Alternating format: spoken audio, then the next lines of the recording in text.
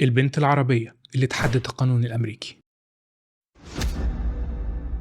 سنة 1979 قرر مواطن سوري اسمه عاتق إنه يهاجر لأمريكا هو وزوجته وبناته الثلاثة. سافر هو الأول واستقر في ولاية كاليفورنيا، وبعد 3 أسابيع أخدت زوجته البنات الثلاثة عشان يحصلوه. بعد ما وصلوا على مطار نيويورك اللي نزلوا فيه ترانزيت، وقبل ما يطلعوا طيارتهم الثانية اللي هتوديهم على كاليفورنيا، طلبوا منهم الجوازات إنهم يقلعوا الحجاب عشان ياخدوا صور الجرين كارد. في الأول رفضت الأم الطلب ده، لكن مع إصرار الموظفين على خلعها للحجاب اضطرت في الآخر إنها تنفذ الطلب هي و2 من بناتها. أما البنت الثالثة فرفضت تماما إن هي تقلع، وقالت لهم لو ده شرطكم لدخولي أمريكا فأحسن لي أرجع على بلدي سوريا. فضلت والدتها واخواتها يقنعوا فيها، لكنها برضو أصرت على رأيها بالرفض. الأمن والمسؤولين في المطار اتجمعوا، وبعدها قرروا إنهم هيحتجزوها في أوضة منفصلة. أثناء ما كل الأحداث دي كانت بتحصل، جت طيارة كاليفورنيا اللي المفروض يطلعوا عليها، لكن بسبب احتجازهم لوقت طويل طلعت الطيارة من غيره. بدأوا المسؤولين يهددوا بترحيل البنت دي على سوريا لو فضلت معاهم، لكن مع إصرارها على رفض طلبهم بخلعها للحجاب أجبرت المسؤولين إنهم يستسلموا للوضع اللي كانت نتيجته إن دي صورة هالة عاتق، أول بنت عربية تتصور بالحجاب في أمريكا. العجيب في الموضوع إن هالة وأسرتها بعد ما وصلوا بالسلامة اكتشفوا إن الطيارة اللي فاتتهم وكان المفروض يكونوا عليها وقعت ومات كل ركابها.